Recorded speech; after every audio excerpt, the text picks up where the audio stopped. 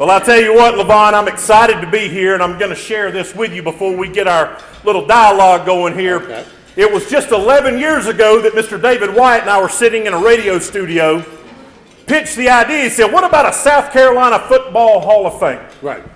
I said, that's great. Go get them. and here we are, 11 years later, still doing it. Now, the funny thing is, the very first year that I hosted this event, I hosted it with an incredible defensive player from Clemson, one of my former teammates, who went on and have great success in the NFL. 9 years later, I'm hosting it with an unbelievable defensive player from Clemson that went on to have great success in the NFL. Levon, I am pleased to host the stage with you. I tell you, Will, thank you so much for that introduction, and if we can get back together later on, I'll give you the envelope. Okay, thanks. I appreciate it. Thank you so much. I got to buy groceries. Yeah, thank you so much. It is a privilege for me to be here. This is kind of a dream of mine to really celebrate the best of the best of South Carolina. And South Carolina does football better than any state that I know. I'm very proud of what we do produce here, and we felt like we wanted to honor it. David Wyatt and Mike Foster have been incredible. It's David Wyatt's vision that we bring this together. I'm happy to be a part of it. Well, there's no question, and I'll tell you, part of what Levon and I have discussed prior to tonight's event is the fact that our country is divided. Right. It's divided in a lot of different ways, whether you're talking about race, religion, whether you're talking about politics, it doesn't matter. And then you get to football, and it's still divided. Right. It's divided into conferences, it's divided into rivalries, it's divided into north, south, east, west, but there's also unity in that division. No question. The unity is the love of the game of football. Hey, there's no question about it. Whether you're from the University of South Carolina, Clemson University, you can come here at the South Carolina Football Hall of Fame and we can all be together. Because we're all people and we're all connected, and that's what the South Carolina Football Hall of Fame is all about, bringing that connection to the game of football. Well, and what I love about tonight, and I've stated this many times, the beauty of tonight is the fact that you get to rub elbows with titans in all different facets of life. Right. The greatest football players, the best businessmen, the community leaders. You're all in a very eclectic room right now and get to be together, and iron sharpens iron, and that can happen in tonight's enshrinement. No question about it. It's all about environment. You know, you put yourself together with a great environment, that's going to improve you. That's going to improve everybody. And we know that football is going to make a difference in this community and in this state. Well, the goal tonight, guys, is we are going to recognize a lot of great players from yesteryear. We're going to recognize some from this year. Right. We're going to recognize a lot of fantastic individuals that have done great things on the field. Their stat lines are unbelievable. Their stat lines off the field are even as impressive. And Levon, that is one initiative that you've taken over with the BeABridgeBuilder program.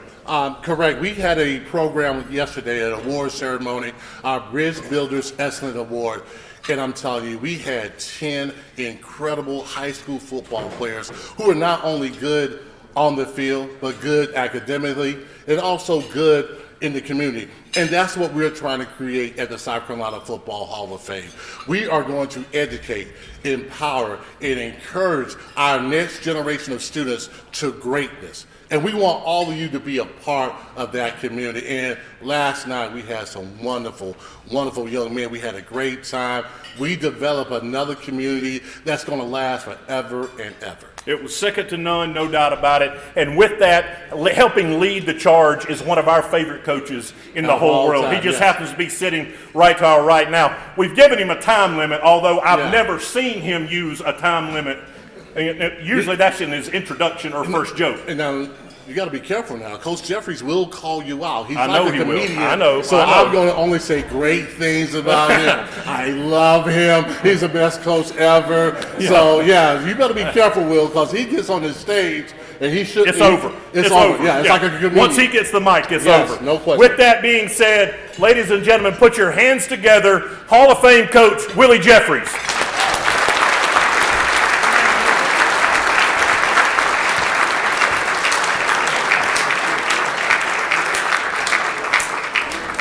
That's really rough when people have to help you to the stage.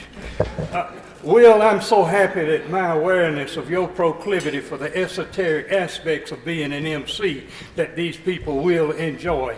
And your oration will deserve an ovation. Some of y'all don't understand. I will explain it to you later. We have an excellent opportunity. Javon just explained to you about the bridge builders. And tonight I'm going to recognize, y'all notice I put the G in recognize. We're going to recognize the winner. But before that, I had something happen to me that's never happened before. 6 or 8 of my friends, you know when you have a common denominator. Well, these guys, Rick Sanford, Jeff Bostic, Paul Kennemore, Buddy Pugh, Dwayne Harper, Charlie Brown, John Alford, and Danny Ford. All of them, when they were seniors, won most athletic, most handsome, I know you're laughing, most industrious, and most likely to succeed. They did it because they were homeschooled, wasn't one in the class. I know when I called Danny out, he said something was wrong. Anyway, I haven't heard from my friend, but let me say this. I turned 85 the other day.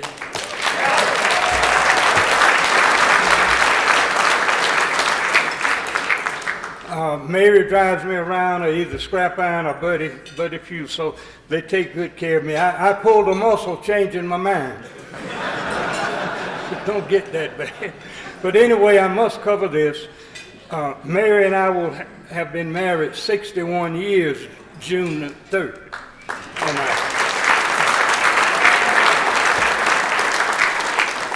Here's how you do it. You go to dinner twice a week. Dim lights, soft music, and good food. Mary goes on Tuesday, I go on Thursday. Don't go the same night. It'll be a fight. Okay, let me. Now for everybody except me, I got y'all talk too long if you want. And that's delay of the game. That's the secret. Okay, here we go. Our winner, we had 10 finalists, we had 70 applicants, right, Yvonne? Yes. We had 70 applicants, and they were all good. We got it down to 10 finalists, and they were really all good. And here's what they were judged on. And we changed the 30%, we changed the 40%. We took it away from academic and put it on their person, on their excellent character person. So they get 40% for that, 30% academics, and 30% of their community service. I think y'all want to know what we did with the other 20%? No, that's already 100. Okay, that's what they were judged on. These young men are just excellent young men, and it's the bridge builders, and we're trying to get it all over the state of South Carolina, because you all know in these days and times we certainly need it. And let me call the winner up. He's a wide receiver. I'll tell his name last. He's a wide receiver. He lives in North Charleston, graduated from Fort Dorchester High School, and he's graduating this spring. He is an all-state wide receiver that accumulated 1,000 yards last season and was named the Carolina Bowl Most Valuable Player. He plans to study business management and is interested in real estate and being a sports agent. He will attend Limestone University, all y'all know that's up in Gaffney, and will play football. Academically, he finished his high school career with a 4.13 overall, but we don't go on the overall for this award. We go on the core curriculum courses.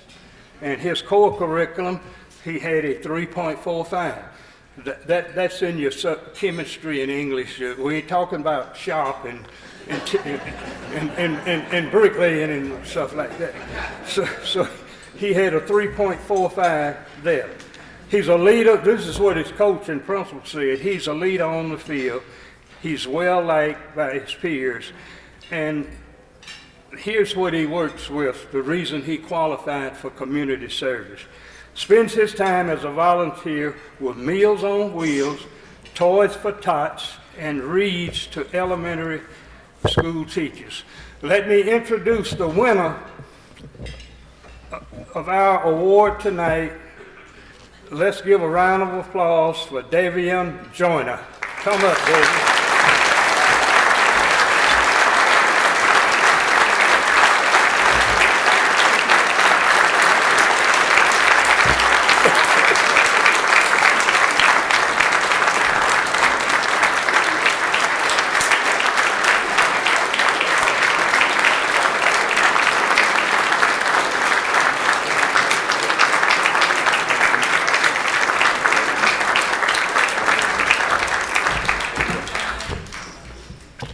How's everybody doing tonight? I just want to, thank the organizers of this event. It means a lot, bringing attention to South Carolina, and not only South Carolina, but for me to bring attention to, especially the Low Country, which is Charleston, South Carolina. We produce a lot of athletes down there, and the community really stood behind me with this one, and it goes to show, that the character, off the field, what you bring to the table, it really shows. So I want to thank, like I said, the organizers of the event and my community, and thank the man above, of course, and my parents back there. They raised me well. So yeah, I just want to thank everybody for coming out, and hope you all enjoy the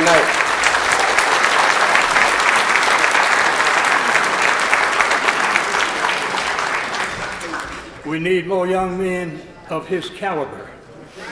Now I'm going to bring up the guy who's the CEO of this organization. It's his brainchild, along with Levon and Mike and Will. Let's bring up our CEO. He's an attorney. He's not like what they say about all lawyers. Now, this is a good lawyer. Let's give a round of applause for David Wyatt.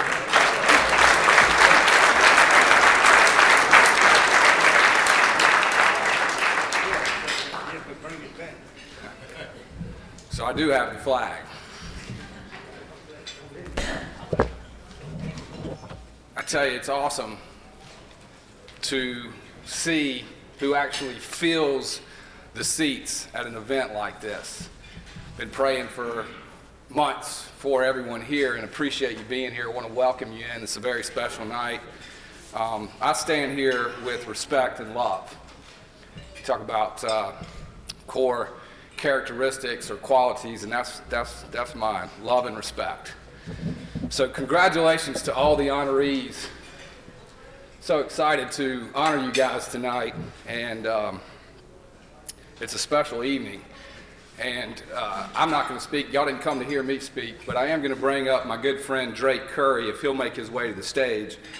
Drake is my CPA. Drake is the treasurer of the South Carolina Football Hall of Fame, and as we've been growing this organization, he's given me tremendous guidance, and he's given me guidance in my life, not just with growing this nonprofit organization to elevate, celebrate, recognize, and encourage excellence in the state of South Carolina. I'm a very proud South Carolinian. I feel like this state has always had great leadership since the beginning, and that the folks that are being honored tonight and those that are already in this Hall of Fame are not just great football players, but they're great men in the community. And that's what really we're standing here for. And we've got a movement here in South Carolina. It's the BeABridgeBuilder Excellence Community, where we can lift everybody up to do their best, to stand in excellence. We've all got our God-given purpose. I challenge you to fulfill yours. Please welcome Drake Curry, who's sponsoring our Humanitarian of the Year. Drake Curry.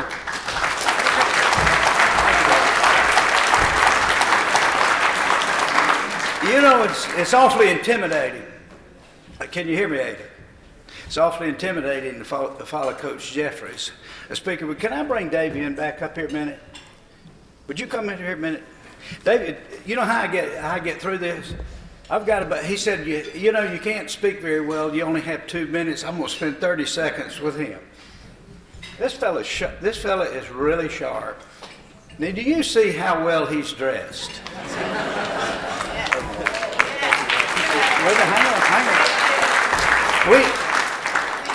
I said, man, you're really looking good. He looked at me, he stepped back, and he says, man, you're looking good too. Aren't you about 45 years old? I said, you're good.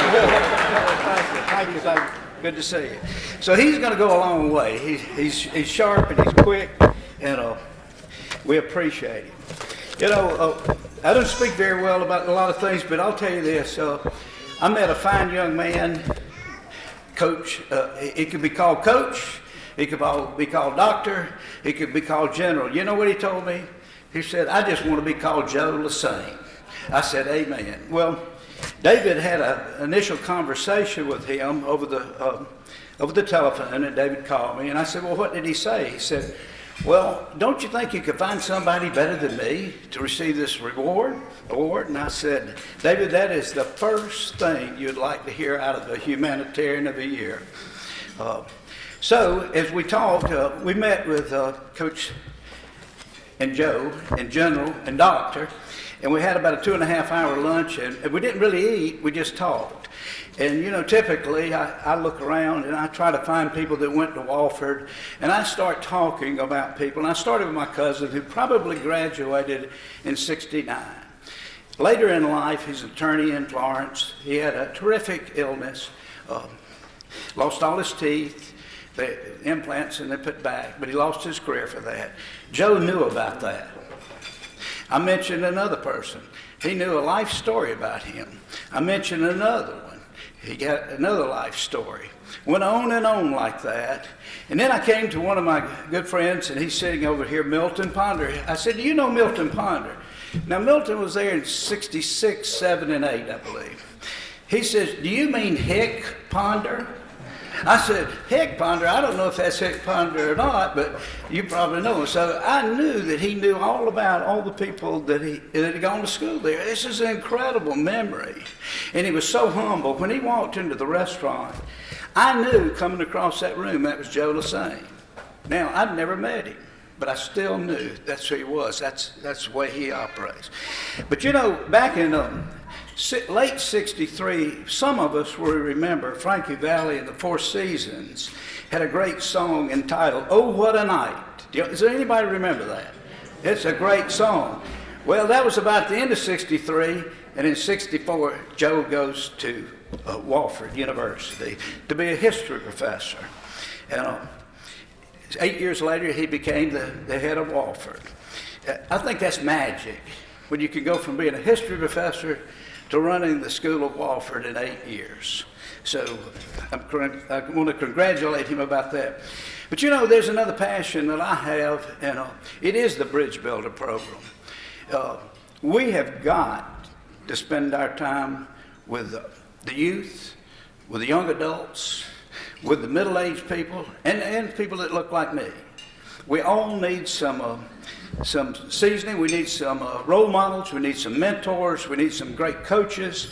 One thing I've learned about this, and you'll probably hear it tonight, these men that are going to be inducted in, 99% of the time, tell you about the people that were influential in their life and helped them to get to where they were.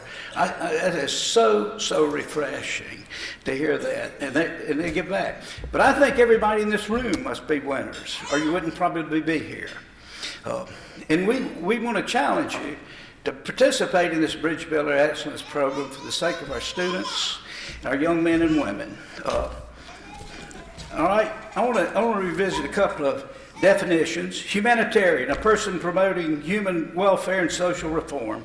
Bridge, a time, place, or means of connection or transition. Build, a cause to be constructed, develop according to a systematic plan. We can and are bridge builders, and at the same time humanitarians, promoting the welfare of all and socially changing the young, and in fact all people, for the betterment of their lives as well as ours. I believe that a true humanitarian, a true bridge builder, is a man that we are honored tonight. Joab Lesesne, Wofford's 9th president, beginning in 1972. After that, he went on to help coach, work with Coach Ayers. Last time I saw Coach, it was an FCA meeting in Clemson about 3 or 4 years ago. But time flies, so it could be 6 or 7 years ago. But I'm sure, I don't think he liked me either when I met him that night, but maybe he'll change his mind now. But anyway, I'd like to introduce Joab Lesesne.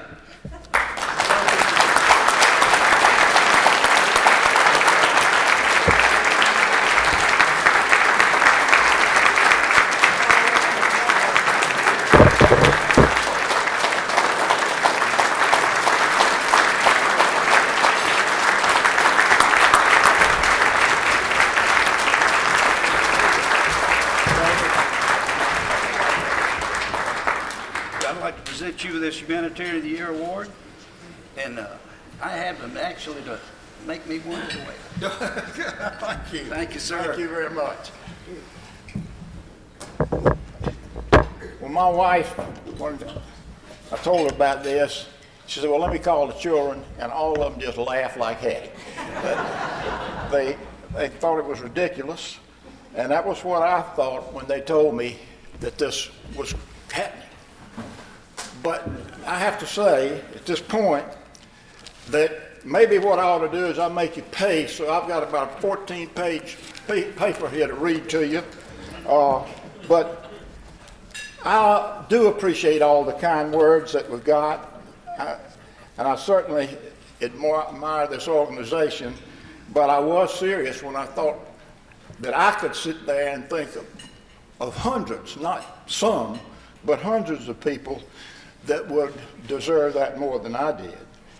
And I still hold to that view, but in fact, I like this organization. I'm so impressed with it, but I don't want to give it up now. But I still would like to say that we will raise next year a better humanitarian to this day. I want all of you all to recognize that when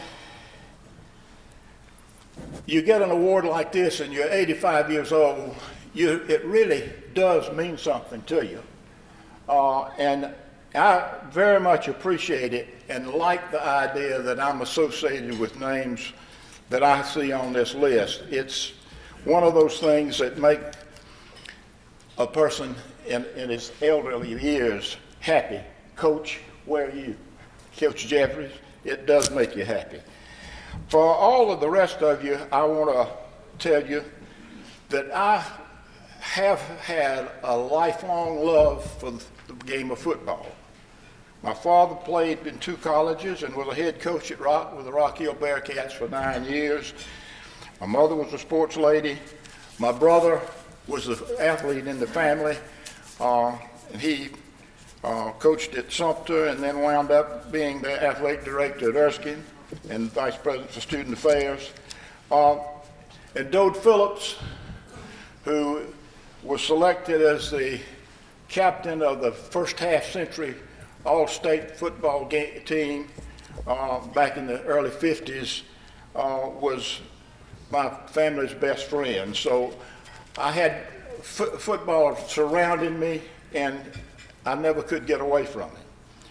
I was lucky to grow up in a little college town which had football at that time. And right after the war, all these people were coming back and playing.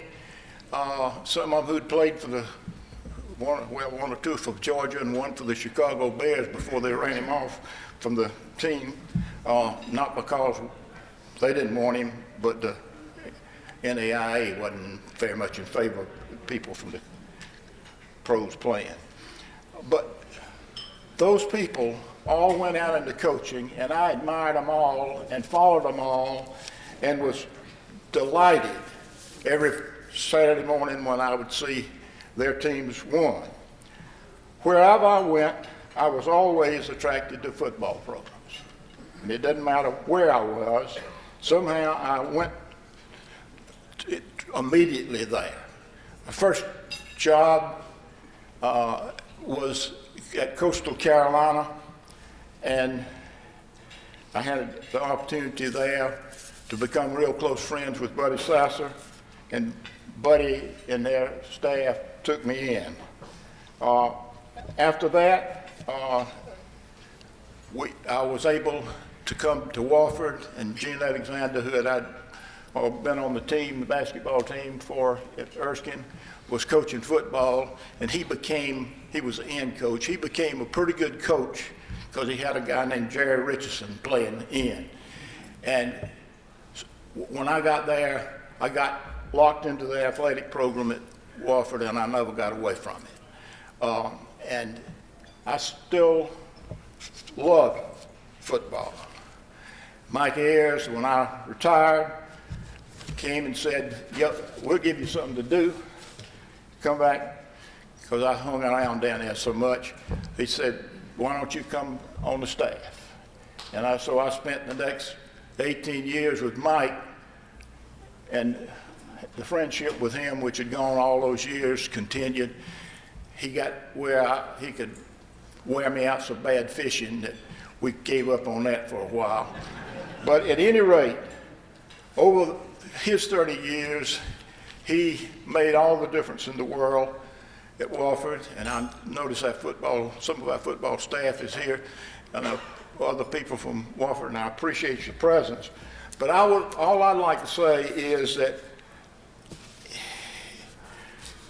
what he did and what he helped us do at Wofford was to make Wofford a college which was integrated between football and academics in a real way.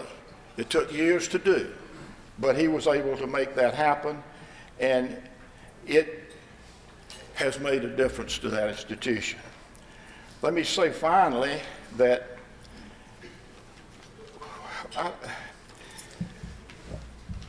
this organization is in a wonderful position, and it can do important things and has already been doing important things. And you've got such great leadership in the coaches that I believe that there's an opportunity here that goes beyond anything that we could imagine. It's important to recognize excellence in football. The sport does need the symbols of excellence, and tonight's reception will set the recipients to a very high bar and an ideal for a lot of people, not just college players, but a lot of people from grammar school on up to have their positive influence influenced by it. My wife is saying, y'all get those signals? Yeah. Well, let me just say that that gets me down to page 3 on a 40-minute talk. I guess I have one more point to make, and that is that these awards and this organization has an audience that goes far beyond our own football crowd, our players or our coaches. The people who are into football are people who will never play the game, but will love it and will be involved with it. And I think our challenge as football people is to figure out how to use the people who they love, those of you sitting around these tables and winning these awards. The trick is to be able to get those people who don't play involved in the great activities that you are interested in, and let them become part of the people who happily enjoy their success. That's my hope for all of you. Thank you.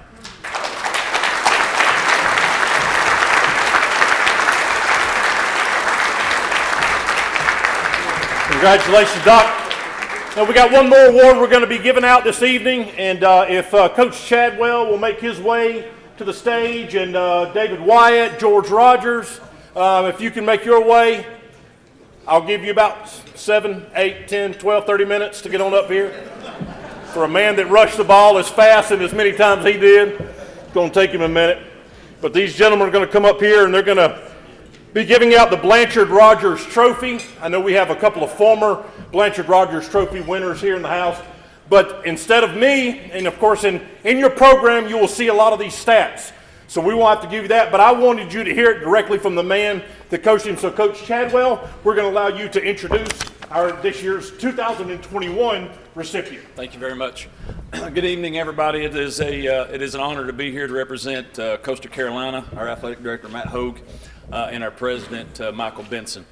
As a coach, you hope that you have an opportunity to impact everybody that's in your program. But very rarely do you get somebody that impacts your program in a way on the field, but more importantly, off of it. When Grayson McCall stepped on our campus in 2019, we had no idea that he would be the player that he is. But what we did see from him from the very beginning was the type of teammate, the type of leader, and the type of drive he had to be successful. And when you can come in and come to a program that's building, you can take it to another level. But more importantly, you can take the people with you to another level. That's something special. And that's what Grayson McCall has been able to do at Coastal Carolina. And we're very fortunate to have him and very fortunate to be able to coach him. And we're very proud of him. Grayson, if you would come on up here right now, please.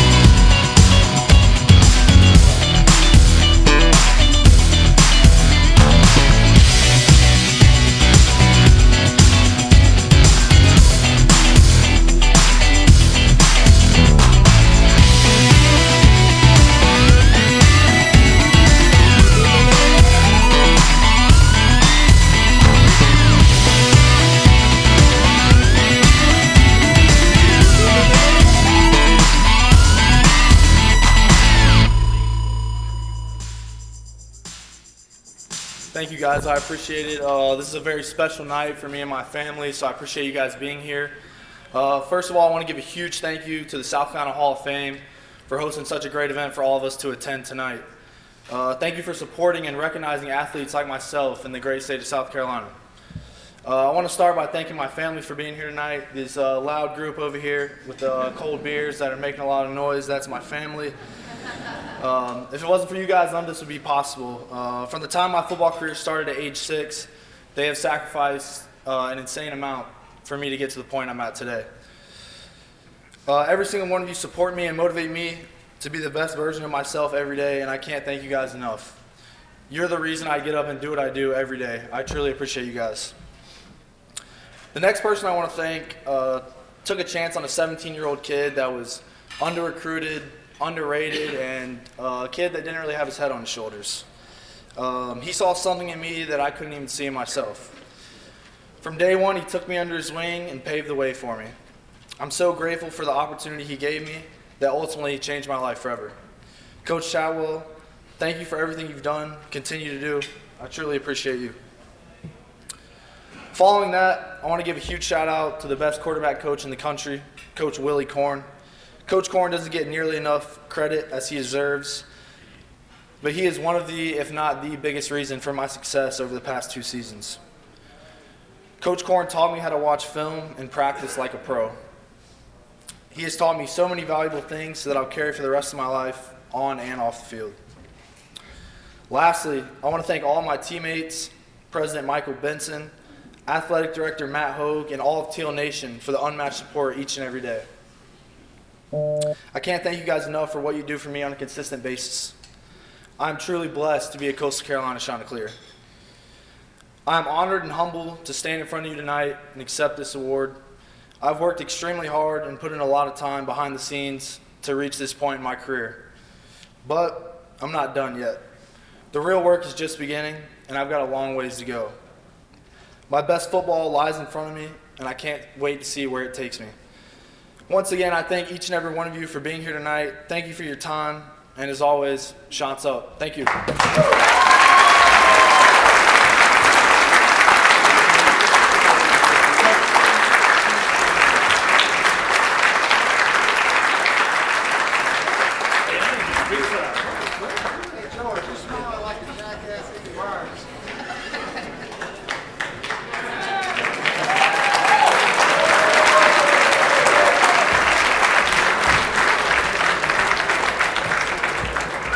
Well, congratulations again. Oh. You can leave that in the trash can. That's what you can do. Is that John Pam over there? Well, you know, I felt bad about sweating up here with this light on me until I saw a quarterback sweating. Now I don't feel so bad.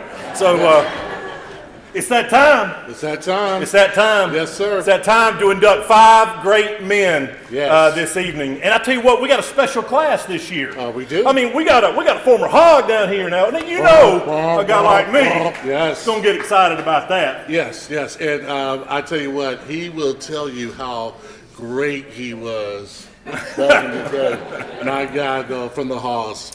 And we got Rick Sanford going in. My guy, Rick. Actually, we're neighbors. Yeah. We're neighbors. A chiropractor. Oh, by the way, Rick, right after, just a quick adjustment, if you don't mind. Maybe two. Maybe two adjustments. Mm-hmm. But, and you're the late, great Chester McGlockton, your former teammate and great friend. Oh, my God. Can I tell you a story about Chester? By all means. Okay, sure. You're a big man. I'm not going to tell you no. Well, I'm more of a gentle giant, but thank you. Chester and I, we had a kind of friendly competition between us all the time.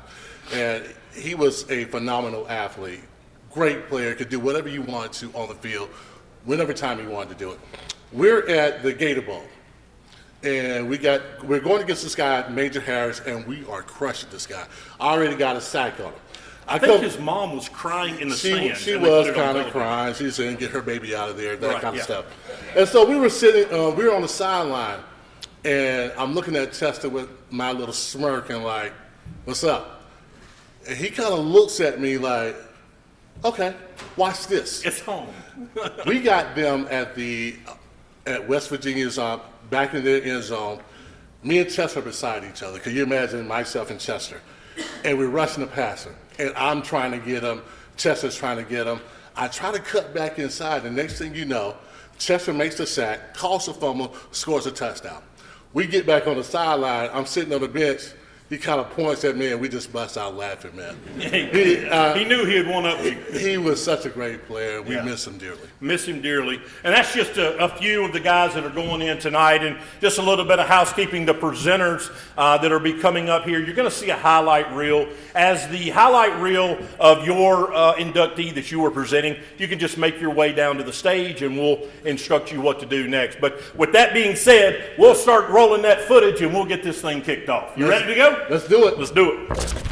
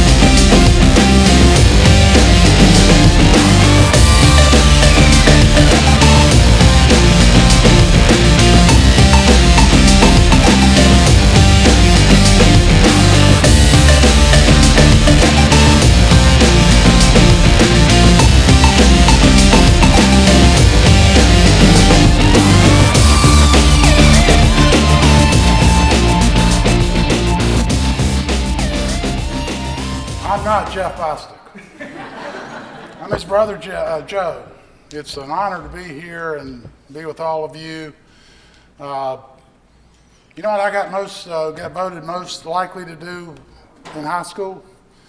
I've introduced Dwight Clark, Steve Fuller, and Jeff Bostic. I'm most likely to introduce you. So 3 for 3 so far. This is an easy story for me because I lived it.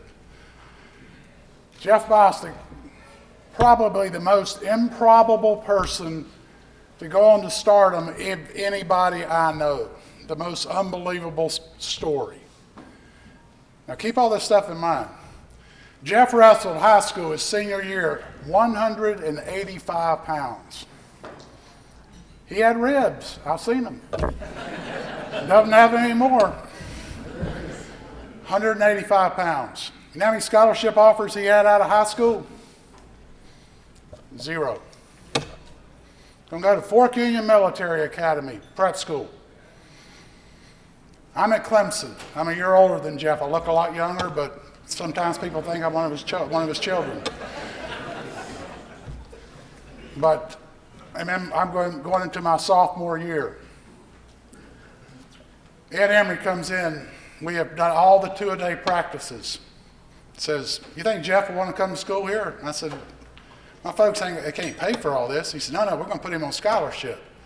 I said, "Yeah, he'd be very interested in doing that." So, go out, I call my mom and dad. My mom and dad, he's out running on the street. They come out and say, "Hey, Jeff, you got to get in the car. We need to go to Clemson." His first question, "Joe get hurt?"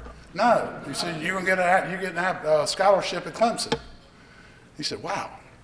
They get up at 4 o'clock, drive to Clemson University the next morning. He enrolls in school. He gets a physical. He goes to class. He practices. Unloads all the stuff out of the car into his dorm room and sleeps in the dorm all in one night, first day of school. 3-year starter at Clemson. Like 12, 14 rounds of the NFL draft. You know where Jeff gets drafted? He doesn't get drafted. 300 guys go. There's 300 guys better than he is. Then he ends up with the Washington Redskins. First year out of the thing, he's a long snapper for 1 year. Joe Gibbs, you ever heard of him? He comes in as a head football coach. He sees Jeff and he says, "Man," he said, "that number 53 is kind of small. Do we really need him around here?" And Joe Bugle, the offensive line coach, said, "Hey, coach, you know, the last group got fired. We might as well give everybody a shot around here and give them an opportunity to play." First game of the year, starting center for the Washington Redskins is number 53, Mr. Improbable Jeff Bostic. 1984, we're playing the Washington Redskins. I played with the St. Louis Cardinals. One of the few times we beat them. Third quarter, you know, I'm over on our sideline talking to our guys and we're going back and forth. I look out there, you know, who got hurt out there? I don't know who it is. This whole, coaches start walking on the field, trainers start walking on the field, and that's not a good sign. He said, and one of my teammates said, "I think it's your brother." So I walk out to the middle of the field. I'll never forget this as long as I live. I'm looking at him, and he's sitting there on the ground. He's got his arms like this. I said, "Hey, you all right?" And he just looks at me and goes, and I said, "Damn." Then his coach starts raising hell. Joe Bugle. "Man, you cheap shot and no good, blah, blah, blah." I said, "Coach, I'm his damn brother. Shut the hell up." He said, "Oh, Joe, that's you. Oh, okay, I'm sorry." Jeff comes back a year later, and I think the game that you came back that 1 year to the date was the day Joe Theismann broke his leg. So Jeff's running down looking at that going, "Oh my gosh." Probably still worrying about his own leg. At the end of his career, Jeff got through after 14 years in the National Football League. Now here's a guy that didn't get drafted and had no scholarship offers, plays 14 years in the NFL, plays in 4 Super Bowls, wins 3 Super Bowls, is a Pro Bowl participant, coming from humble beginnings. And his doctor said, Jeff got through playing, he said, "Stan, I need to do my workers' comp thing." He says, well, your knee, I don't even have to look at you there. He said, that's 100%. He said, oh, really? He said, Jeff, Dr. Stan Levine's his name. He said, Jeff, you had the second worst knee I've ever operated on in my life. I didn't give you a 5% chance of playing. And Jeff, being a little smart aleck like he is, he said, hell, Stan, I played 9 years after you operated on it. He said, I didn't give you 5% chance of being able to play ever again in the National Football League. And as Jeff would, little wisecracker that he is, he said, you know why I came back and played? He said, I had a great surgeon and I worked my ass off. And that's all that guy's ever known. It's just working his ass off. And I am so proud of him. He's a good human being. We've been in business together for years and years and years. And the last time we had an argument, we were probably 16 years old in the bedroom. And man, we've dealt with thousands of dollars of business and transaction. We built 20,000 apartments and all kinds of stuff. But he is a great human being. I want to ask his wife, Lynn, to stand up. Stand up, Lynn. Lynn, you're taking my time up. I'm out of time. She's right here with the phone.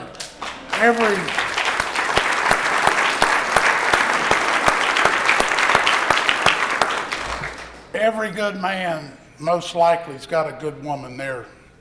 And they've got 3 beautiful children, Ashley, Amanda, and Alicia. And it's a great family. And I'll tell you, it's been a good teamwork, and they've been in our family 41 years. Y'all been married? Is that it? I think it's something like that. 82 years, 41 for her and 41 for him. But it's my distinct honor to introduce to you the next Hall of Fame recipient in the state of South Carolina, my great brother, Jeff Bostic.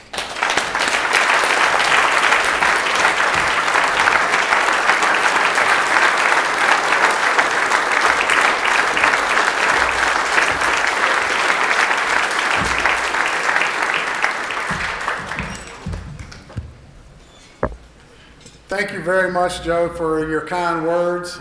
You've always been an inspiration to me. I like some of the stories he told, but what guy with any type of hormones in him at all doesn't like to compete against his brother? But my problem was my brother was like 6'2", 210 pounds at 12 years old. That ain't normal, okay? At the same time, I was like 95 pounds, and they would go, are y'all brothers? I said, they say we are, but we're eating out of different troughs.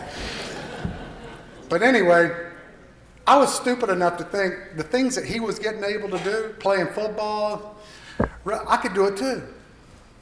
And finally, I don't know how my parents did this, but they started me in the first grade when I was turning 5. I played my first 2 games in college at 20. I was young. But, kind of elaborating on what Joe said, there were 3 ways I thought I was going to go to college. First was wrestling, second was baseball, and third was football. And I got invited to play in the East-West All-Star game. Never played defense in high school. I went to the East-West game and they said, how many linebackers we got? I raised my hand. I hadn't played defense in 3 years. I had about 20 tackles. And the guy that recruited Joe the year before was at the game, and he comes down afterwards. He goes, damn, little Bostic, you can play. I said, well, I finally got in the right position. And as it worked out, he's the one that got me to Clemson. His name was Ed Emery, God rest his soul. We finished the Clemson era. Danny Ford. Coach, thank you for everything you did in my career as well. I learned a lot of toughness from you. You were a big influence on my young life, believe me. Then after I got finished with the football at Clemson, I go to Washington. Jack Pardee was the head coach. After my first year, he gets fired, and they brought in a guy named Joe Gibbs. Trust me, people, this is the best human being I've ever met. He is the total package. And his coaching staff was unbelievable. Joe Bugle was on that. Dan Henning was on that. I mean, Richie Pettibone, a list of 4 future NFL head coaches on his staff. And what Bugle did, he took a bunch of young guys, Joe Jacoby, Russ Grimm, Mark May, myself, Donnie Warren. We can go on and on. And he taught us how to play the game. And then he named us the Hogs so we'd have something. And guess what? It stuck. And in a 10-year span, we go to 4 Super Bowls and win 3. And that's why I got these brass knuckles. Oh, they're gold.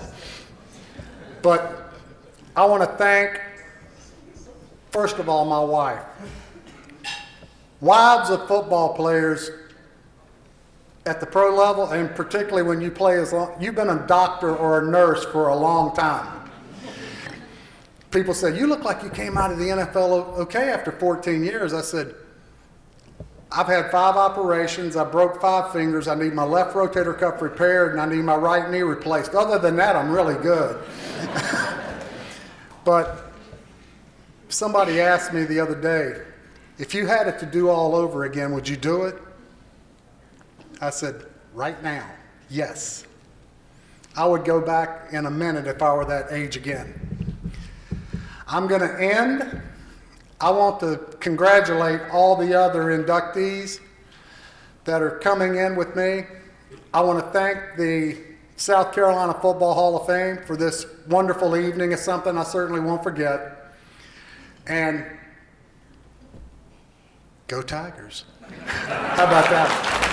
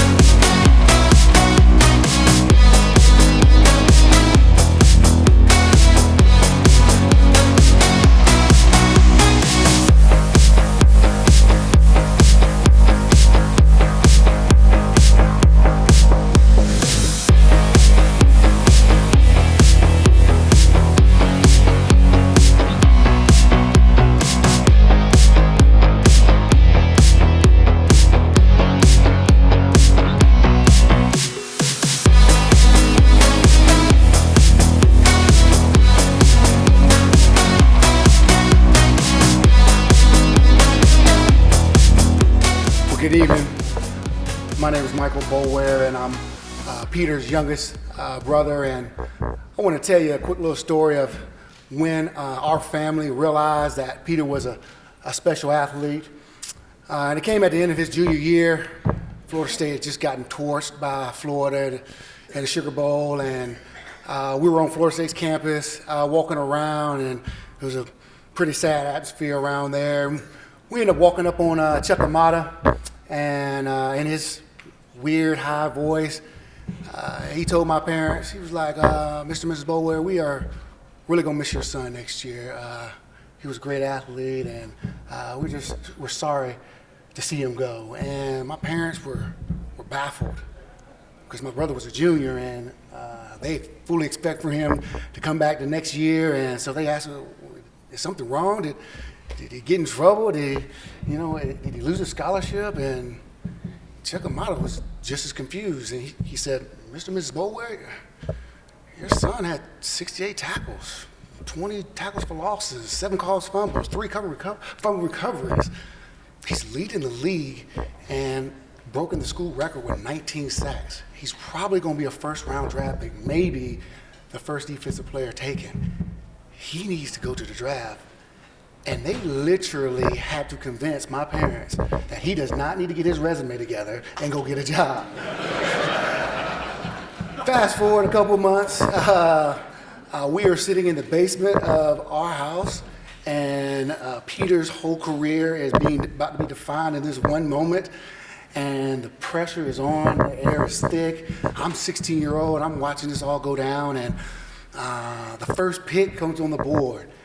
And it's like time stopped. And our phone rings. And it's like, no way. Peter picks up the phone and, hello, this is Peter. "Hey, Pete, this is your pastor calling, man. I just want to see how you're doing, man. We're to pray for you." Oh, our house erupted. It was pandemonium. Oh my goodness, Pastor, and as meek as Peter is, he's gracious. "Pastor, thank you for calling, but I really need to keep this line open, and I'm expecting a call." So thank the Lord that prayer was quick. Because unbelievably, 3 picks later, with the 4th pick overall, he was drafted by the Baltimore Ravens, and we were blown away. We could not believe it. I mean, we knew he was a special athlete and he was a great football player, but we've been taught to go get a job. And my brother is a special athlete, and he's very, very special to me. He's been my role model since that moment. I literally followed him down to Florida State. I wore his number, and for 4 years, Bobby Bowden called me Peter Boulware. But actually, guys, it's as crazy as that may sound, I did not correct him not one time. Because if I could be anything like Peter Boulware, I was okay with that. And that has served me well in my football career, and that has served me well even today. Pete, you're a phenomenal man. I'm proud of you. I love you. So if you can, please welcome Peter Boulware.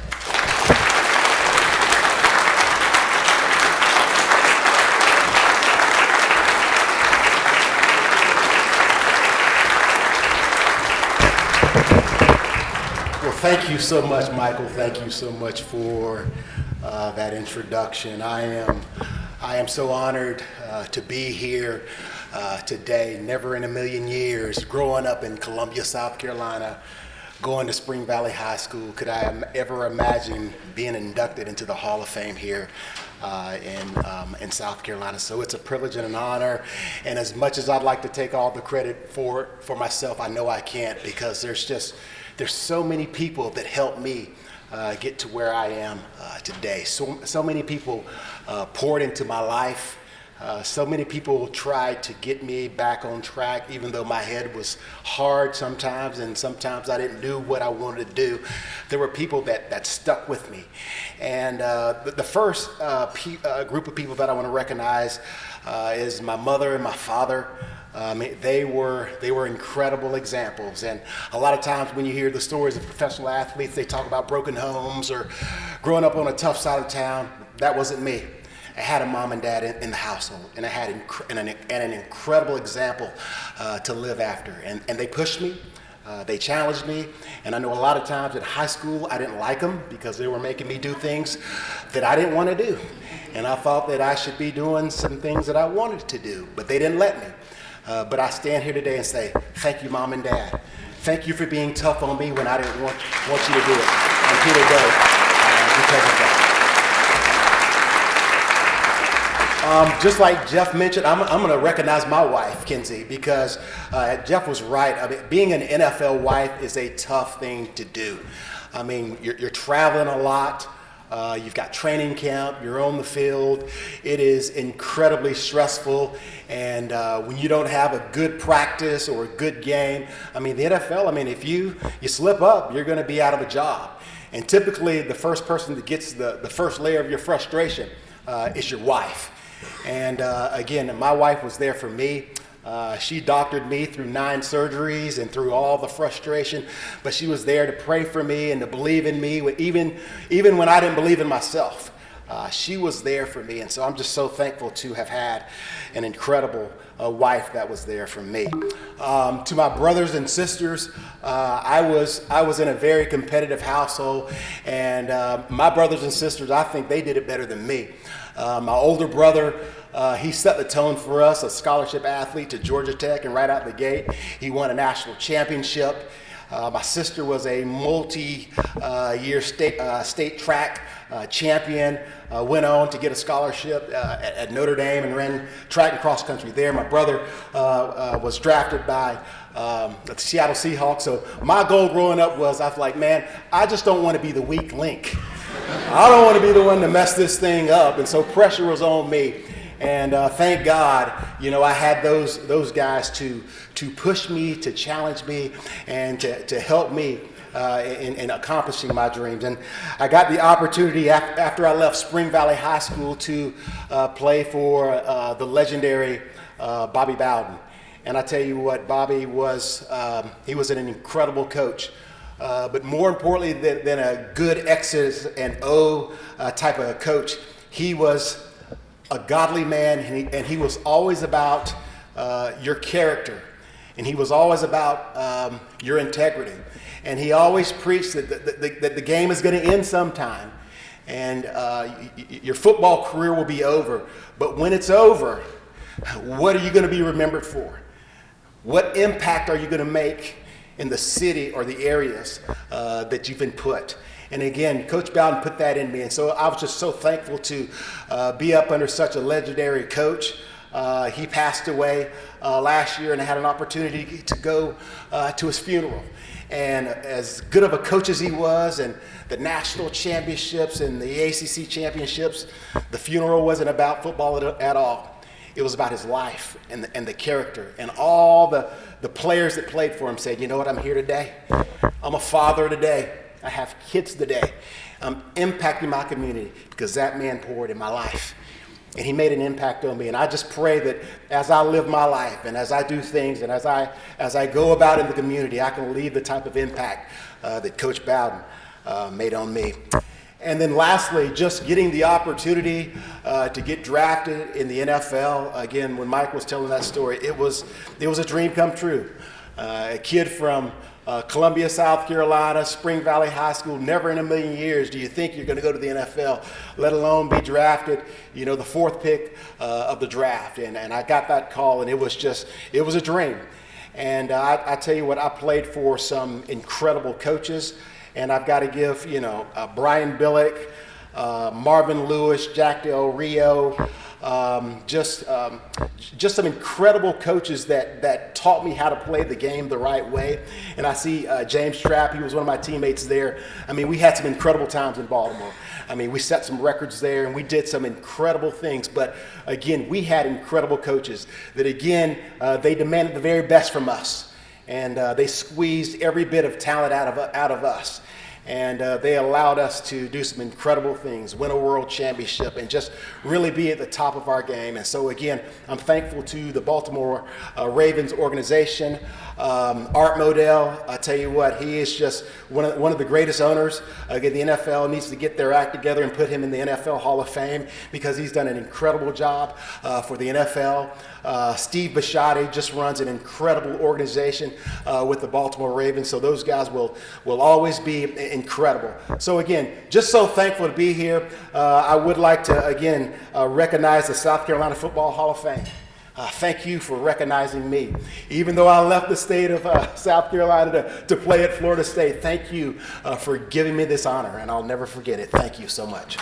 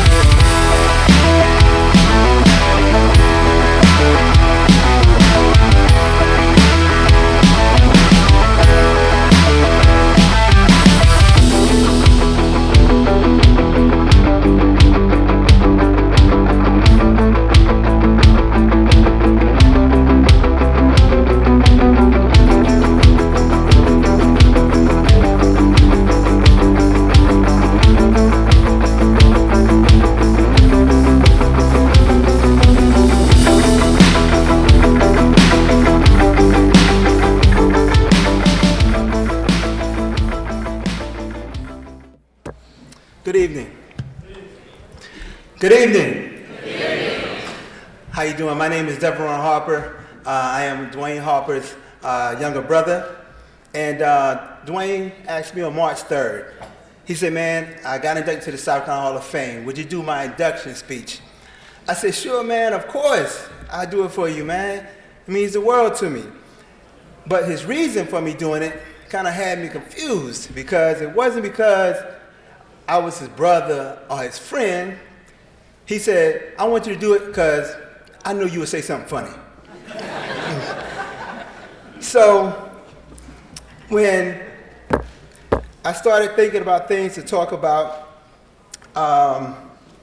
it came to me, I had to put my feelings aside when I realized about him wanting me to say something funny, because I understood that's who he is as a person. He wants everyone to smile and everyone to have a good time. And that's who he is. But let's talk about why we're here. MEAC Hall of Fame member, 2018.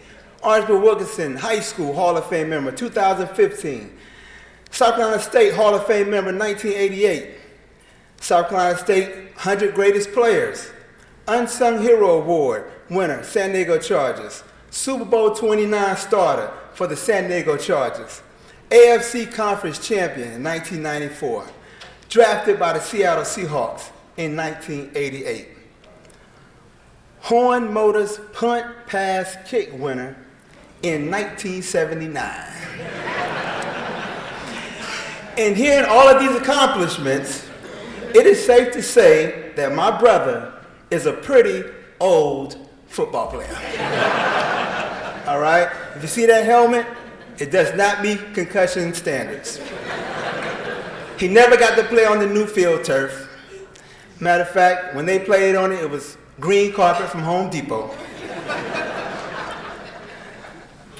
But this is why he should be in the Hall of Fame. Because he would do anything for his family, his friends, and community. Throughout his life, he has visited nursing homes, hospitals, participated in football camps, and donated to countless number of schools, churches, and charities across the country. He still visits his college professors. He is a loving husband to his wife, Michelle, a loving father to his son, Noah, and his daughter, Niella. He is a loving son to our parents, a loving brother to his siblings and in-laws, a loving uncle to his nephews and nieces, a loving nephew, cousin, and friend. Our grandparents are in heaven smiling because they are proud of their grandson. The last reason he is a Hall of Famer to me is because I will never forget the time he told me as I was going to my first NFL camp. If you get afraid or nervous on the field, remember Psalm 23. Though I walk through the valley of the shadow of death, I will fear no evil, for thou art with me. Thy rod and thy staff, they comfort me. Hearing my hero say he gets afraid and nervous was big, because to me, I thought he was invincible. I watched him jump over people to intercept balls, knock out someone to block for his teammates, and run down Tim Brown, who's actually here today. So when Dwayne walked in, I walked in, he said, man, Tim Brown here. And you know I already wrote this speech. And I said, oh man, how am I going to talk about Tim? And he's here today, and he's a Notre Dame alumnus like I am. And he said, funny story is, we started talking in the hallway, and Tim Brown tells the story. So you know I'm not lying. Tim Brown could back it up. But it's just seeing, I saw him do so many great things that, you know, it had me thinking he was invincible. But hearing him acknowledge that God was protecting him and giving him the strength and confidence he needed to become an incredible football player was what I needed to hear. When all the heaven talk was done, he said, don't take no shit off nobody. But that's what he was. On the field, he was hell. He is a man of faith. He believes in God. And this is what our family is most proud of. On behalf of our family, friends, and community, we want to say thank you for all you've done for us and always making us proud. congratulations on being inducted into your home state Football Hall of Fame. Ladies and gentlemen, Mr. Dwayne Harper.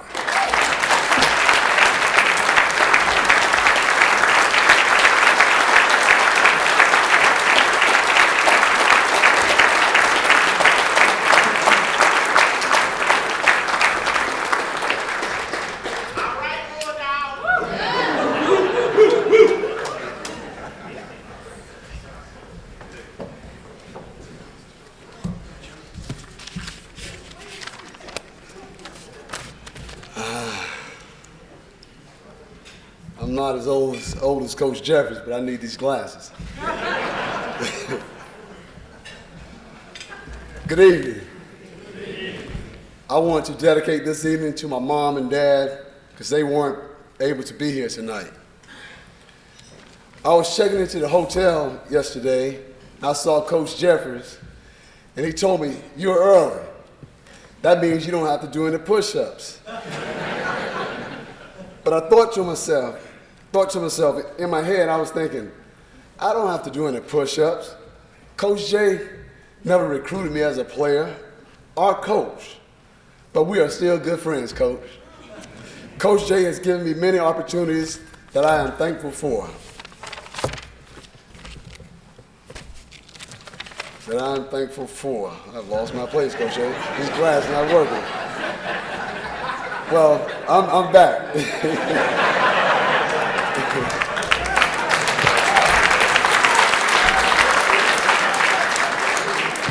I was sitting over there at my table, and I was saying to myself, damn, you had to have been a damn good player, because you were going into the Football Hall of Fame with 3 first-rounders and a 3-time Super Bowl champion. I was an 11th-rounder in 1998 for the Seahawks, but really, there was an 11A and 11B. They chose me 11B. So that means they thought 11A was a little bit better than me. I think he got $11 more than me in his contract. But I was the most productive player from the Seahawks in the 1988 draft, and I was very thankful for that opportunity as well. The last time I was here to see Charlie Brown going to the Hall of Fame. And now I'm standing on the same stage he stood on and being honored along with 4 other great guys, great players. To go into this Hall of Fame with players you pretended to be in the backyard, such as downtown Charlie Brown, Donnie Shell, is indeed a great honor. I want to thank the South Carolina Football Hall of Fame committee for selecting me to be inducted into this prestigious Hall of Fame. There are so many people out there I want to thank for helping me reach my dreams. But I want to first start off by thanking Clemson for sending me all those nice posters and recruiting letters, but in the end, they did not offer me a scholarship. That opened the doors for South Carolina State University to take a chance on me and to become better than any defensive back that ever played at Clemson.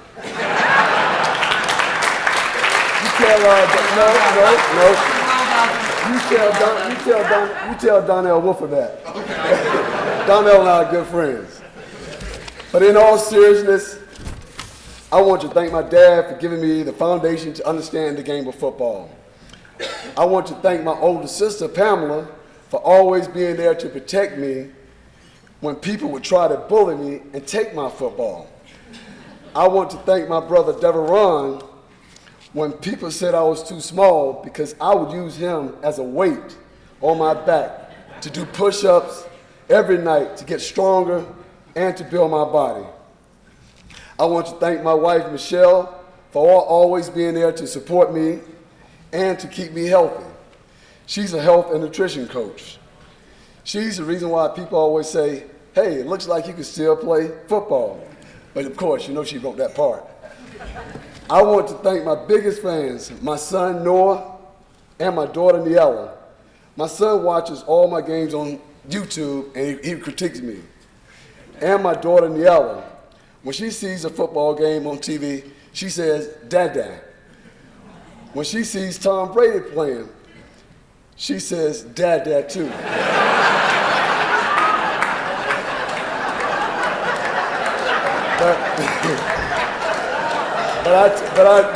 But I told her, Dad has never brought home a check like that.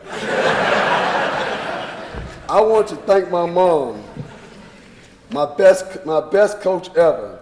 She would snatch you up like a coach, use a few words that coaches use,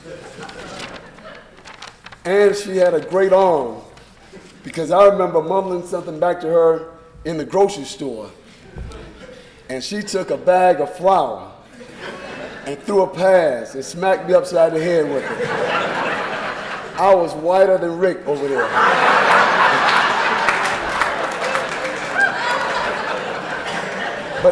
But then she also taught me about having respect for myself and others. She would always say, treat people the way you want to be treated. She taught me how to carry myself on and off the field, and I thank her for that. I want to thank the Orangeburg community, all my teachers and coaches from elementary school to high school. They were like second parents, and I could tell they really cared for me and my success.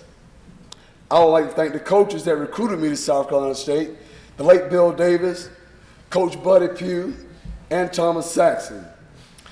I want to thank South Carolina State University for giving me the opportunity to earn my degree and play the game I love. Going to South Carolina State gave me a solid foundation to go anywhere in the world to compete with the best. I also thank South Carolina State for leaving me home the first game my freshman year, because it gave me the opportunity to prepare myself to get better. I want to thank all my fellow Bulldogs for coming out tonight. Go Bulldogs. I want to thank the Seattle Seahawks organization and the late Chuck Knox for giving me an opportunity to play for them. I want to also thank all my teammates that I got a chance to play with, especially Edwin Bailey and Robert Tyler, both South Carolina State Bulldogs. While there, I was able to go against one of the best in practice to better my game, and that was Steve Largent. When I would cover Steve in practice, guys would tell me, if you hurt Steve, they're going to send you back to Orangeburg. But my response was, Steve has food on his table, and I'm trying to put some on mine. But after giving Steve a tough day in practice, he told me to continue working hard like that, and you will make this team. I got a chance to play. I got a chance to play early in my career, and the first quarterback I went against was John Elway. But before that game, I had a teammate come over to my locker, and he said, "Play the way you played in the preseason. Play the way you played in the preseason, and remember, the Boz is out there with you." It was Brian Bosworth, and that gave me confidence to play well. I played with a Hall of Famer here, Robert Porcher, in the clean city of Detroit. I want to thank Bobby Ross and the San Diego Chargers. That's the team that I got the opportunity to play in the Super Bowl with. Thank you to all the teammates that I got a chance to play with in that beautiful city. A quote from Zig Ziglar that I like and I live by is, "Success occurs when opportunity meets preparation." I got the opportunity to earn a college degree from South Carolina State University and play football. I got the opportunity to play in the NFL with the best as an 11th rounder. For each one of those opportunities, I was well prepared because of my family, friends, coaches, and my work ethic. If I could leave one piece of advice for the young kids of today, it is look out for your opportunities and make sure you're prepared and your success will happen. Thank you.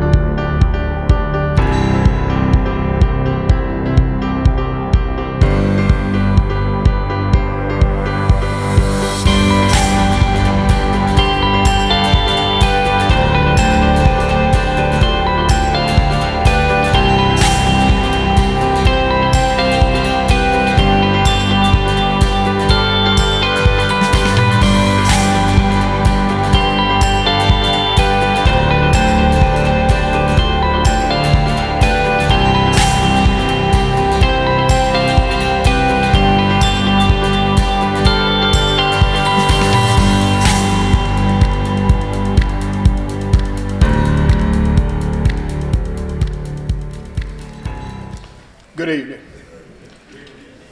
I'm Woody McCorvey, coach at Clemson.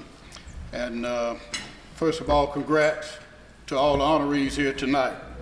I appreciate the McGlockton family for giving me an opportunity to share in this moment as Chester will be inducted into the South Carolina Football Hall of Fame. A special honor tonight sharing in this moment are his wife, Zena, daughter, Skylar, Sierra, sister, Tiffany, brothers, Lee and Justin, along with nieces, nephews, teammates, and friends. And his coach, Danny Ford, is here also. He had loving parents in Hazel and Leon. And Tiffany, you know I spent a bunch of hours out at that forestry department. You did. Recruiting Chester. Another fitting Hall of Fame to go along with the Greater Wilmington Hall of Fame and the South Carolina Athletic Hall of Fame. Chester was a special person and had unique talents, presence, personality, had a great laugh, and a remarkable smile. I first met him while playing football at Whiteville High School, and he was a man of many talents. I first met him on that field that day, and he was playing both defense at middle linebacker and offense at tight end, and rarely came off the field. He was best known in Columbus County, then the state of North Carolina, and then nationally. It was special getting to know him at this stage in his life to see his progression and the impact he had on his teammates and other students at Whiteville High School as a leader. He had a generous heart and led by example.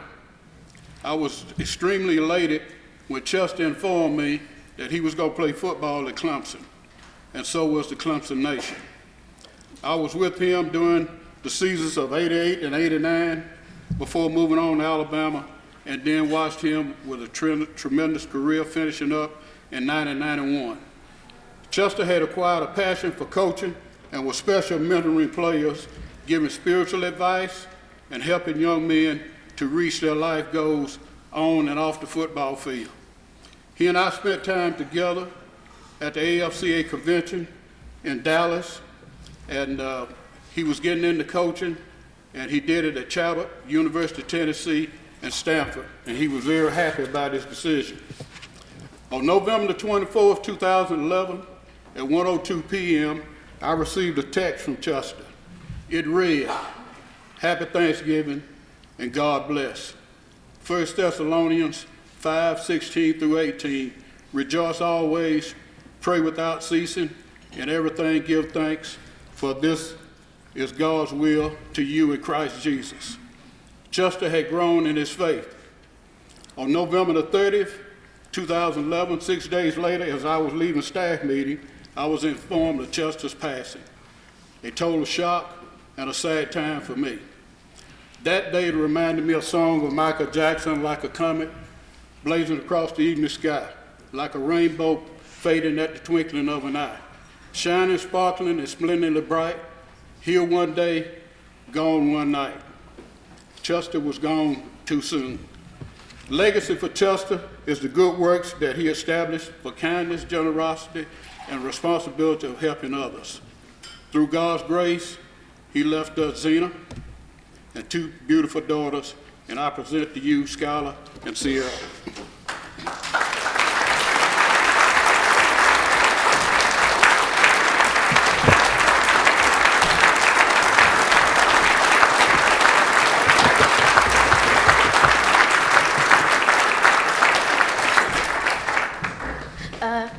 Hey everyone. Sorry, I'm a little nervous. So I'm Sierra. I'm the youngest, and I've been told I look a lot like him. So there's that. But first off, I would like to thank everyone in attendance in the South Carolina Football Hall of Fame for honoring all the inductees, including my dad. Okay, I was 6 years old when he passed, but I have a lot of good memories of us having fun and him making me try football camp, which I really don't know why.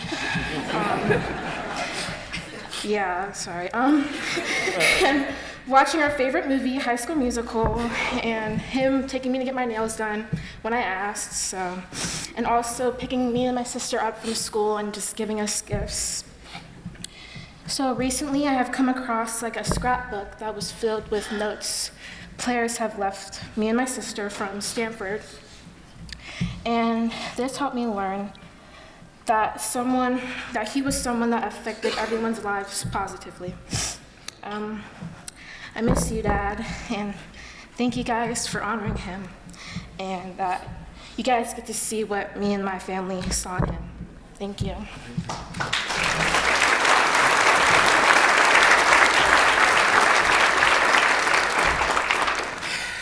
Okay, sorry.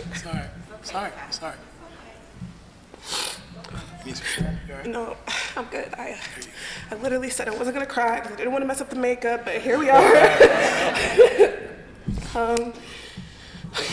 Well, hi, my name is Skylar. I'm the oldest daughter, obviously. But yeah, I would first like to start by praising God for this incredible honor. You know, my dad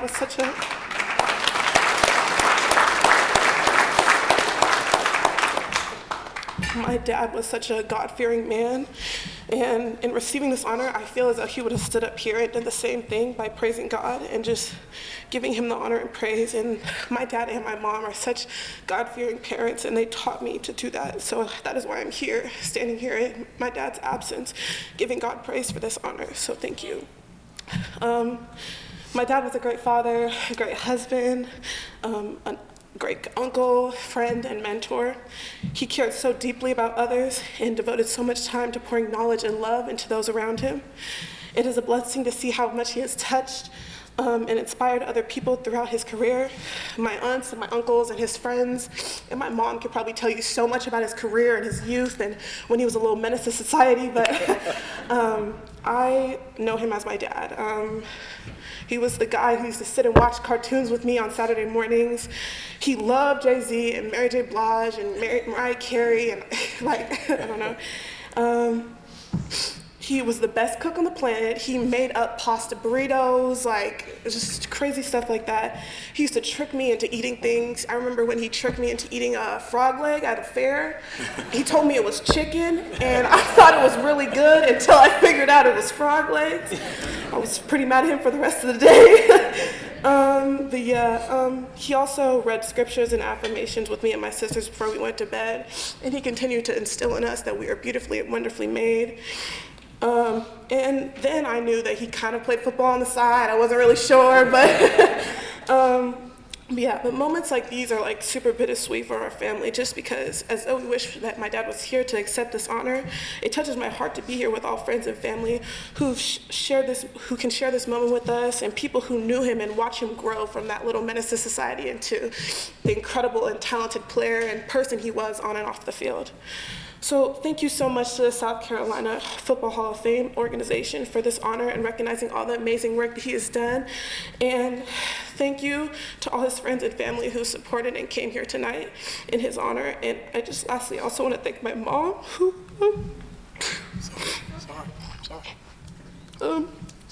who means the world to me and my sister, and just without her we wouldn't be standing up here. So thank you again, and congratulations to all the other inductees. Thank you.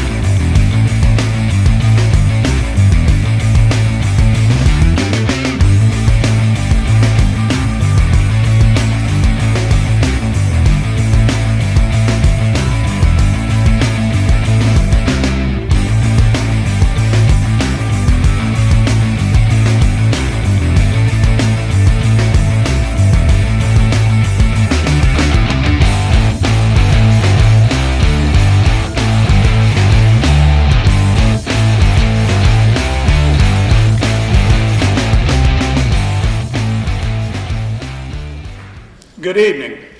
It is indeed an honor and a privilege tonight to introduce our next inductee into the South Carolina Football Hall of Fame, Rick Sanford. A native of Rock Hill, Rick had the rare distinction of being selected an All-American in 3 different sports at Northwestern: football, basketball, and track and field. Rick was also honored as an All-State selection in these sports, and while excelling in these 3 sports, he also was a standout baseball player for the Trojans. As a senior, Rick was recognized as both the South Carolina and North Carolina High School Athlete of the Year by the Charlotte Observer. Rick chose to play football for the University of South Carolina and was the first major recruit for the late Jim Carlin, signing with the Gamecocks. He started in the secondary for South Carolina for 4 years and was selected as a first-team All-American defensive back as a senior. Rick was the first University of South Carolina player in school history to be selected in the first round of the NFL draft. He was taken by the New England Patriots as the 25th overall selection in the 1979 draft. Rick was named a member of the USC all-time football team as a defensive back and was also chosen an SEC legend player by the Southeastern Conference.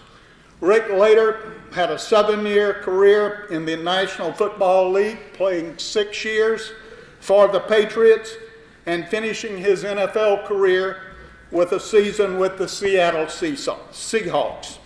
He had a total of 16 interceptions during his NFL career, returning 3 for touchdowns. As a Pro Bowl selection for the Patriots in 1983, Rick picked off 7 interceptions and was credited with a total of 133 tackles. For this stellar performance, he was named the Patriots' unsung hero for the season.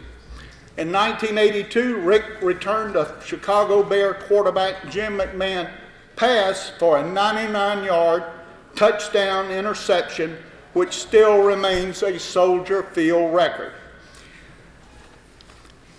This marks the 5th Hall of Fame honor for Rick. Previously, he was inducted into the Northwestern High Hall of Fame, York County Hall of Fame, the University of South Carolina Hall of Fame, and the South Carolina Athletic Hall of Fame.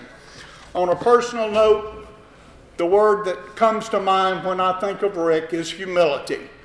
Always giving credit to his teammates, support staff, coaches, and yes, even a sports information director. Join me in welcoming Rick Sanford, our next inductee.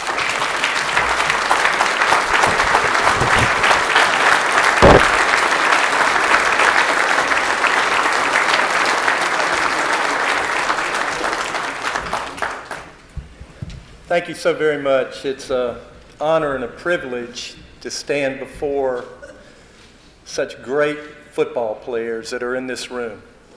I will say this, I know that when David called me, I was totally blown away when he told me that I was going to be a part of this group of the 2021 inductees.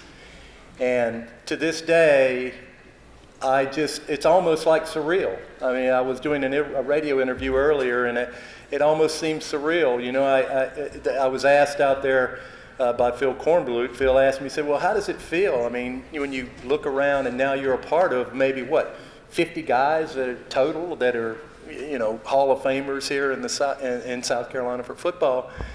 And I said, just walk in that room and you'll feel it. I mean, because I feel it. I just feel the presence of greatness in this room. And I just am totally enamored and thankful to David Wyatt, to Mike Foster, to Levon Kirkland, to the South Carolina Hall of Fame board. Also, I'd like to thank the fans. The fans had a role in this as well, and I want to thank the fans. I want to recognize all my friends that are here tonight. A lot of us go way back. I've got so much family here tonight. My daughter had our second grandchild, but our first grandchild here a week ago, and she made it here tonight. So her and her husband are here.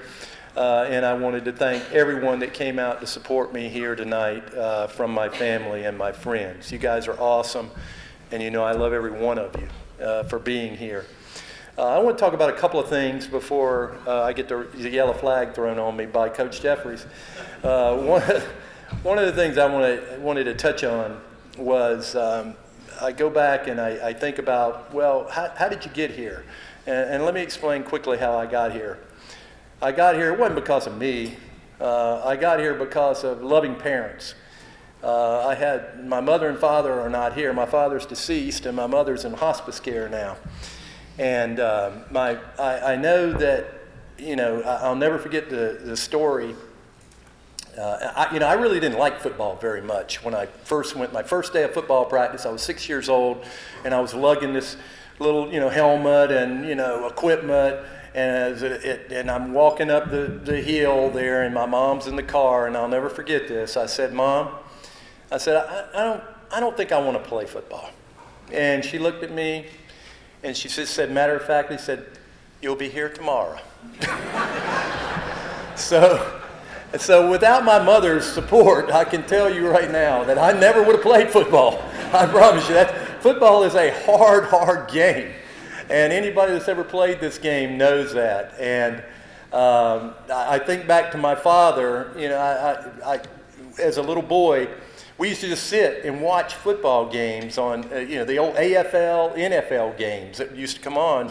And in between quarters, I would just go out and start running, because I just loved to watch football on TV. And I actually wore a track around my house on Matthews Drive, where I grew up in Rock Hill, just running back and forth in circles in between quarters of the football game. But I just want to say this, I grew up in a not very privileged family. I think I earned everything I got. I think that my parents provided me the best they can. It's just like my mother always tells me, said, you never lacked for anything, but you never had anything extra.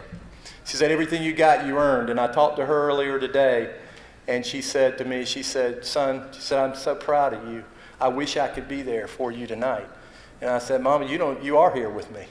You don't have to be in person with me because you're here in spirit, and it makes me think back of the greatness of how my parents were to me. And I just pray that, the kids now will see that. Other thing I want to say is please support this organization. This is a great organization. When I found out what their mission was about the educational aspects of it, I was blown away. I thought, this is fantastic. This is like right up my alley. I'm going to help them in any way I can. And I hope all the former inductees do the same thing in growing this mission, because it is a mission of education. And I think that as this goes forward, this is going to be not only a outstanding group, but the outstanding group in South Carolina when it comes to this. I want to recognize my old roommate, Quay Farr, who's here today. He was my roommate at Carolina. He's here. I have to recognize him because we have so many memories. Every time I talk to this guy, he cracks me up with all the memories we have with college that we'll never go into in this podium, I assure you, okay? But also, the other thing I want to say is without the people that have supported me here, the biggest supporter I have is my wife, Allison. She has been the rock to me and our kids, and she is just the most loving. She's like not only my best friend, she is everything to me. And I just appreciate you so much, honey. I want you to know that. I thank you again to the South Carolina Football Hall of Fame. You really don't know how long I've waited on this honor. I really want you to know. I've waited 9 years for this. 9 long years, but it's all good. I love you guys. I'm so happy to be a member of this group. And I thank you so very, very much for being here tonight. And please, again, support this organization. And thank you to my family and friends.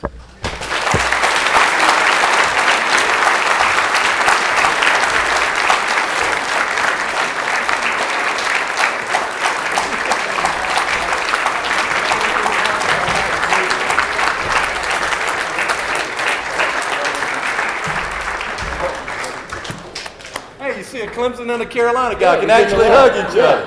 Where's Coach Ford? We want to get him up here. I want to give him a hug. Well, Levon, it's been a pretty good night, huh? Man, this has been spiritual. It's been great to get everybody together to honor our great football players.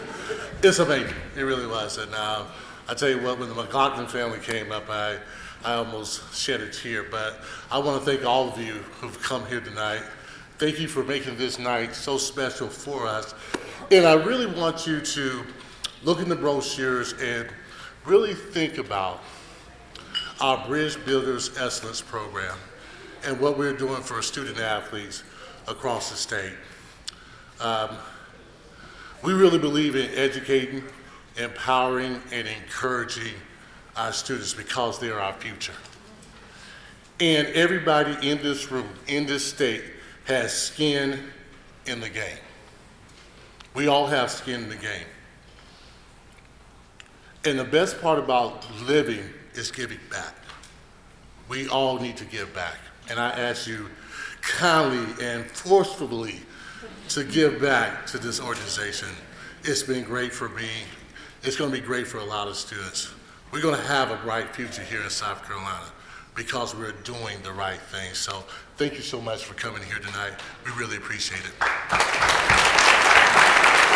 Just a few housekeeping items real quick that we'd like to make sure that you part ways with this evening. First of all, we'd like to recognize Sid McCrary. I don't know, where is Sid? There he is back there. What a fantastic job he did last night at our Bridge Builders Excellent Award Program. Please support what Sid's got going on, artofpeacefulliving.com. Just a fantastic, he flew all the way here from Jacksonville Beach just to be with the 10 finalists last night and did just an unreal job. So thank you so much to Sid, appreciate that. A couple of things that we're gonna let you part ways with this evening. There's a free book that you're gonna get this tonight when you leave out of here. Eric Weir, who has written a book called Who's Eating Your Pie? Short answer, I did it. No, it's a financial planning book, which is basically a financial strategic planning book about where's your money going in your business. Now, David Wyatt, Levon, Mike Foster, a lot of guys have already read this book, loved it so much. He's going to give everybody a copy of it tonight. All you have to do is take your raffle ticket or your ticket and to receive that. Also, we have a silent auction and a raffle. I believe we're going to draw that right now. Here we go. Levon, I'll let you do the honors. Oh, okay. TD Bank, that's right. I got you. You have a higher chance of winning if you bought your tickets with me tonight. Right. Okay. Shake it up. You want to win? I didn't even buy tickets. Oh, see. man. Well, you can't win then. Miracles happen. Here you go. Okay, whoever won the TD Bank giveaway is Judy Wood. All right, Judy Wood. So all you have to do is claim your prize, your cash prize, when you get out of here. Now also, y'all seen the silent auction items that are outside? That is going to be open for 15 more minutes. So you got 15 more minutes to make any bid on the silent auction before we head out of here. Let me also say a huge thanks to David Wyatt and especially Mike Foster, who was unable to be with us tonight. His mom had a little accident prior to the event. He had to leave. He's actually the director of the event. But Mike, along with David Wyatt, this event is not possible without them because it's 52 weeks a year they work on this, along with Levon Kirkland. How about a big round of applause for your South Carolina Football Hall of Fame team?